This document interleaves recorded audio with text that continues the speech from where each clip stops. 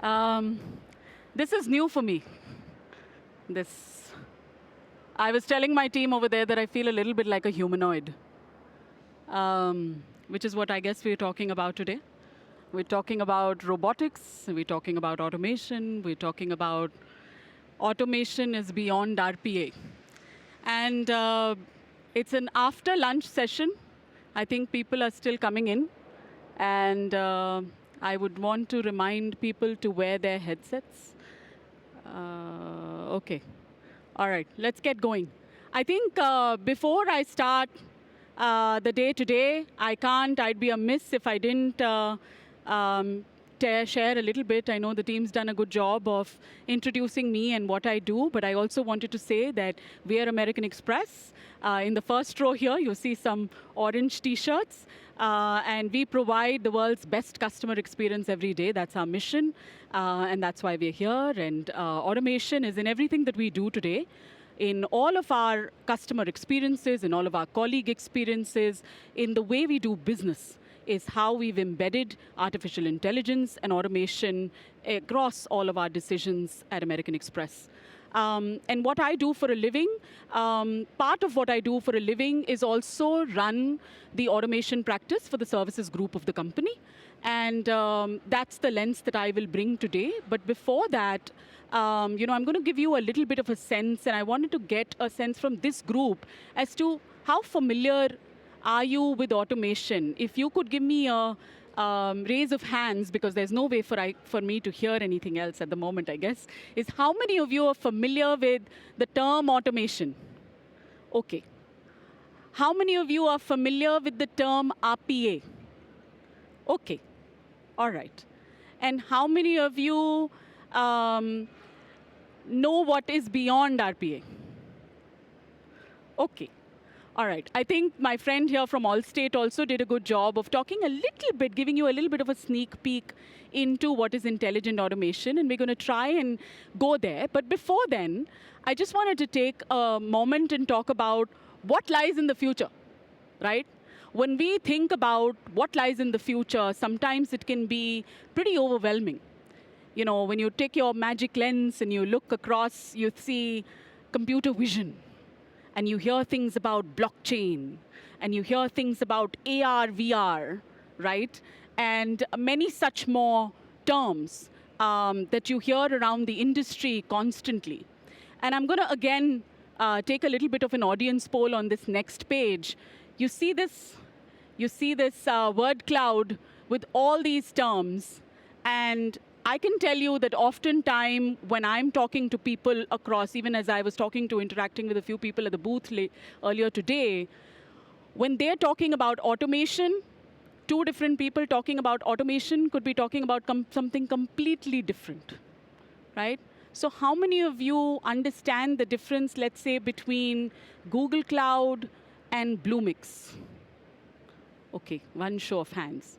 How many of you understand the difference between machine learning and deep learning? Okay, a little bit better. All right, how many of you know what is natural language processing and what is natural language generation?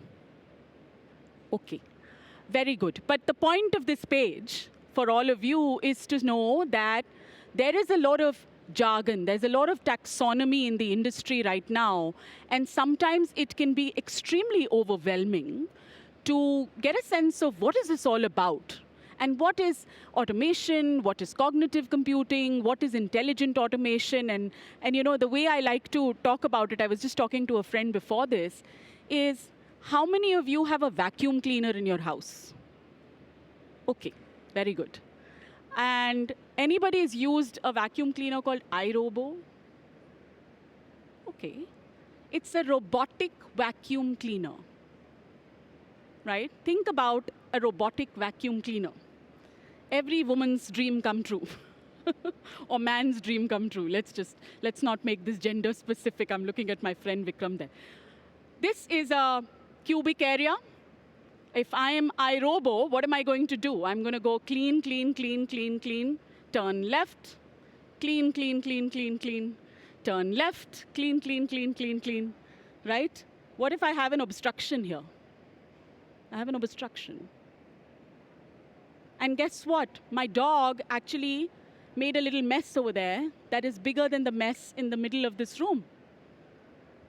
So guess what iRobo needs? iRobo needs the I. It needs a little bit of intelligence. Because what is automation without any intelligence? Right? We can have accidents, we can have issues. Think about it. Think about meeting an autonomous vehicle in the middle of the airport that is driving itself, and the accidents that could occur. Or the autonomous vehicles that many other companies are manufacturing today, and the type of accidents that could occur, right? So that's really about bringing automation and intelligence together. When we think about automation, we still think about really the man-machine initiative. We think about humanoids, like what I'm looking like right now, with like things falling in, and many of you actually with the headsets on, sorry. I couldn't help myself. But really we think about robots, and we think about robots that are going to become more and more human-like in the future. And the questions that I get, range from, okay, how does that actually get built, to, oh, will robots take the place of colleagues that we have, or human beings that are working in organizations, and will that occur? And that's the range and the spectrum of questions that tend to come up every time we think about automation and robotics. And we're here to demystify that and talk a little bit more in detail about what does this mean? What would the perfect robot entail, right? So there's a couple of different steps here, right? There's a step of sensing. I was talking just now, let's go back to the vacuum cleaner, right? The vacuum cleaner, if the vacuum cleaner was able to sense where my pet made a mess, or where there was an obstruction, it would have the ability to then use that sensor in the environment and then use it to draw reason and predict what it should do next. It would be able to derive from the different parameters and sensors in the environment what should be the next best action it should take, right? And so that's really the 3 steps we're talking about. We're talking about the sensing of the environment, right? So think about that robot, that little vacuum cleaner being able to sense the more mess, the obstruction. Think about the little vacuum cleaner being able to now put all of that information together to determine and reason with itself whether it should turn right, or whether it should turn left, or whether it should go back to that mess and clean again. Or take out some other magic wand that that little vacuum cleaner has to clean harder in that space. And then how wonderful would it be if that vacuum cleaner was to be able to take that action and come back and act upon that intelligence. So guess what happened here? We took something that was only able to do really a point-to-point automation and gave it the power of data and intelligence and reasoning to be able to make decisions instantaneously and do more with it, and really solve for what we would like to call an end-to-end customer journey, right? So what is climbing the cognitive ladder, right? And now let's bring this to life in organizations. Many of you talk about automation in the financial services industry. We talk about automation in the insurance industry. We talk about automation in operations worlds. We talk about automation. But what is all of that really? What is climbing the cognitive ladder? It is really about going from deterministic systems to probabilistic to predictive, right? And really what you're seeing on the left side of the spectrum is really systems that do. This simple task level automation that is in the robotic process automation, the robotic desktop automation, simple business insights, business process management. That's really the first step or the first type of automation that is really deterministic, That is being able to say, well, go from point A to point B to point C, repeat. Point A, point B, point C, repeat. That's what really that first type of system that does is able to do. The second is systems that know.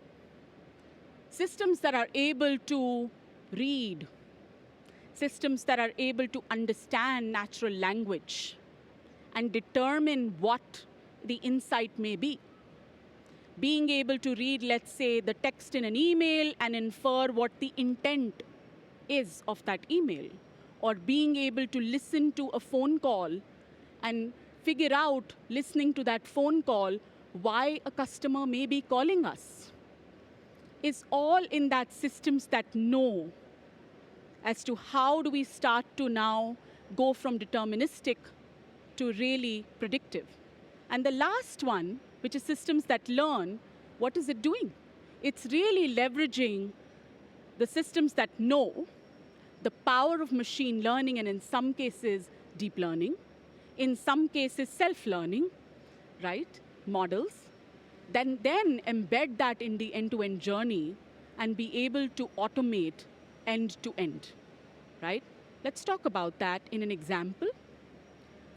So let's take a very, very simple example of process automation where, let's say, our customers are sending us mails, right? And those mails are coming to us, and then there are people, there are lots and lots of operators who are picking up all those mails.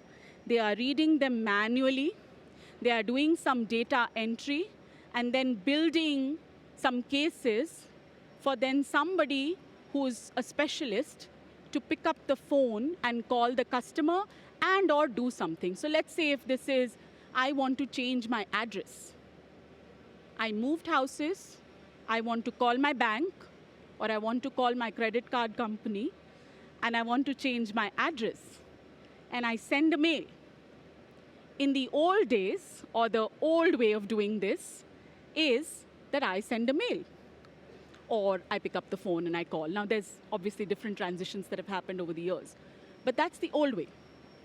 The new way is that I could go to the web, I could fill an address change form, I could upload whatever, proof I want to upload, okay? And I use that, or I just send an email and I say, I want my address to change from address A to address B, and this is what the documents are in terms of just, if let's say I'm sending some KYC, I send my driver's license for validation, I send my Aadhaar card, whatever, for validation, and I send that over, and automatically that information is captured at runtime, in real-time basis, through an OCR capability, an optical character recognition capability that is able to read what is written on my document, is able to validate whether my address that I'm adding is the right address to change, and is able to do that real-time validation with the power of the systems that know. Remember, we talked about the systems that know. Those are coming to play here, right? And then I'm using them to eventually take actual action. That I could integrate this now with simple RPA bots that only know how to go to a screen and go from screen A to screen B and make that address change actually happen. But what have I done now? I've integrated the whole journey, and I've gone from point A to point Z all in one shot. Whereas traditionally, when we talk about RPA, what is RPA really doing? RPA is that that right side corner, which is the RPA bots, right? And that is robotic process automation. Many of you use tools like UiPath, Blue Prism, WorkFusion. There's many tools in the industry. Across the systems that we talked about, there's many capabilities, there's many tools that are available to do all of this. But that's really what RPA is. And this is really now talking about what process automation could potentially look like. Going a little bit deeper into what is beyond RPA then, going into more detail, like I said, There's the first level, which is really the task orchestration or assistance, which is really BPM tools. Many of you may be familiar with BPM tools like JBPM or Pega, or there may be many other tools that you may be familiar with. Robotic process automation, like I said, UiPath. How many of you worked with one of the RPA tools? Raise of hands. Okay, so you know what an RPA tool is. Basically, you go into a screen and you're able to do screen capture and say, I'm going from point A to point B. Let's say I'm an age, I want to automate a particular part of my process, and I use that. And the second layer that we talked about was digitizing and structuring inputs using different types of systems that know. And the third we spoke about that, in this case, we're talking about reporting insights and analytics. I'm going to take two examples, two very simple examples again. The first example is that of an IVR. Think about it. It's been there for decades. But think about it in the very simplistic fashion. What is happening in an interactive voice response system? I am getting a phone call. The call is answered by an interactive voice response system. I am able to automatically understand whether the call should be routed to a sales agent or a support agent or whatever. And then my agent on the other side of the phone actually does what needs to be done from a fulfillment standpoint for a customer. Now, if I had to automate this even further, what are the types of things that I would do? I could introduce systems that know somewhere in this segment and be able to say, well, I should be able to predict. I should be able to figure out all the different parameters of what is happening in a customer's life today, what may be going on when they picked up the phone and called me. Were they browsing my website? Were they looking for did they go make a purchase, right? And I can use all of those parameters and systems that know to determine why is it that a customer actually called me. And therefore, what I can do is that I can shorten the cycle of how much time it may need to take a customer from a problem to an actual solution by cutting down that life cycle and taking them to the exact expert to solve the problem, or just solve the problem systemically, right? The second example I want to talk about is, I think I talked about it a little bit briefly in the previous page. It's really bots. It's simple bots.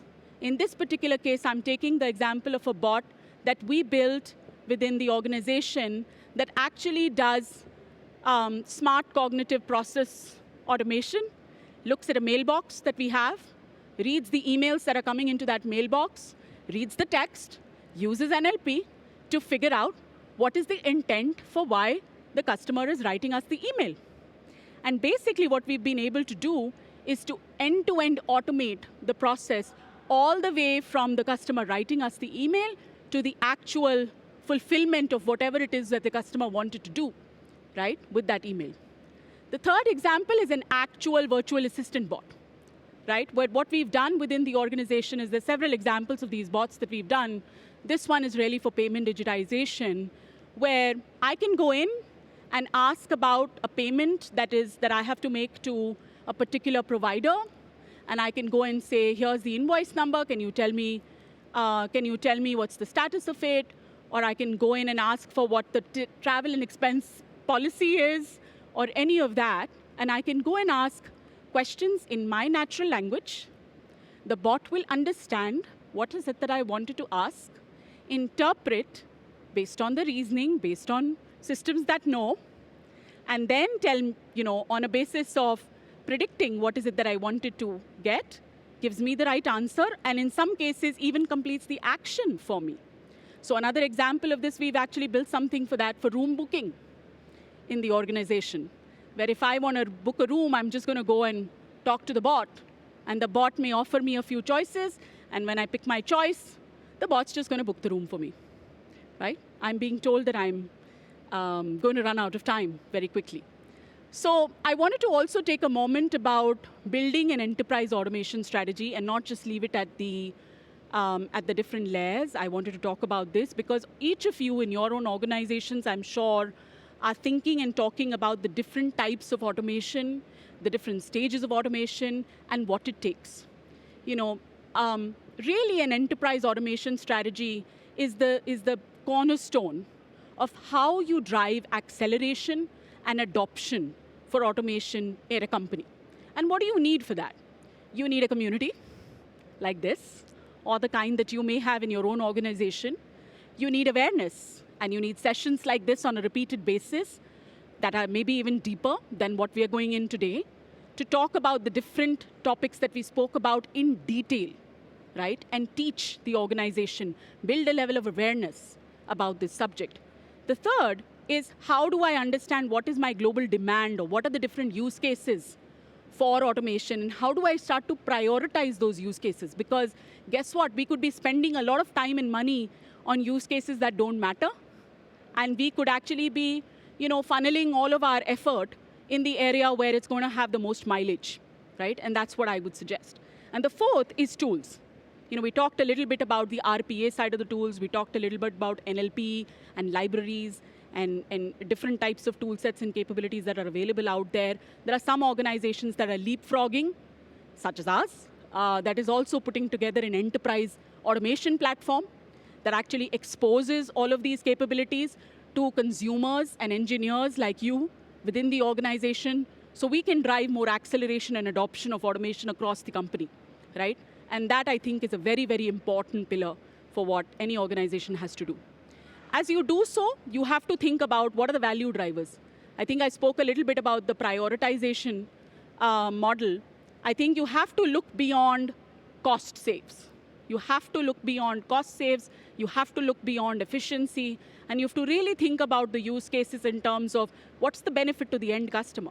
What's the benefit to you, right, from an engineering and colleagues perspective? And what's the benefit to the shareholders? And really build your strategy across all of these pillars and not leave it at one of them, right? The landscape is really, really wide, right? What I would urge you to do, that I'm going to cover as I end this session in a few minutes from here, is really think this through, right? Don't get bogged down by the jargon, right? When you start to learn and you pick one area, go wide and then go deep, is what my recommendation will be. Understand the subject broadly, but then pick one area and go as deep as you can in that area to be able to become an expert at it. I'm often asked the question as to what could go wrong in an automation strategy. There's many things that could go wrong, right? And that's okay. The number one thing that could go wrong is that there may not be as many, as many stakeholders or believers in the organization that actually understand why you're doing something. Or it could be that the process itself is not at a stage of maturity that it can be end-to-end automated. It's possible that you may have to really think about RPA only as a first step. And that's okay. Knowing that it's a journey, knowing that it's a beginning, it's not the end, is, I think, a really important insight. And it's about continuous learning and continuous organic growth within any of these topics, including automation, is what I would say. So how do you become an automation superhero? Start with the work. Know what's important. Identify the opportunities in your organization. Get to know the techniques. Go deeper in the techniques. Don't get bogged down by the jargon, like I said. And then prepare for the change, because these changes, even when you introduce them in small ways in your organization, can sometimes be difficult to manage.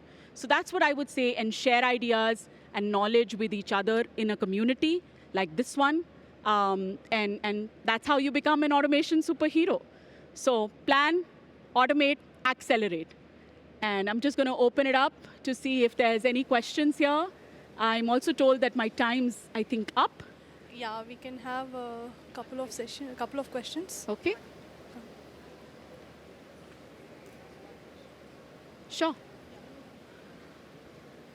So you said about automating emails from consumers and things like that, and you did also say about automating IVR and then going to different departments, and then probably going deeper into an RPA. So I just want to know from the customer perspective that if we'll be doing automation to a point where everything is automated, do you think that customer will be missing the human touch as well? Absolutely. I mean, this is my personal point of view. I just want to say that I think that this question comes up a lot in conversations around automation is, first of all, will everything be replaced by the bots, right? And I don't think so. My point of view, Ruchika's point of view, is that I don't think so. And I think that the human touch, the care, and the cognitive ability, more than the care, I think, when it comes to very complex use cases, when it comes to really complex things that we want to automate even today, the reality is, even to train a bot to do sometimes very simplistic things, it can take months of training the data, right? There's some experts here in the front row that I'm sure if you want to engage with us later, I'm happy to do that. But yeah, it can take months of training even for a very simplistic use case sometimes. So I personally don't think that, first of all, everything's going to be automated. I think there's a lot of value in the human EQ, and I think that there's a lot of value in the cognitive ability of the human mind that is not going away anywhere soon, is my personal point of view.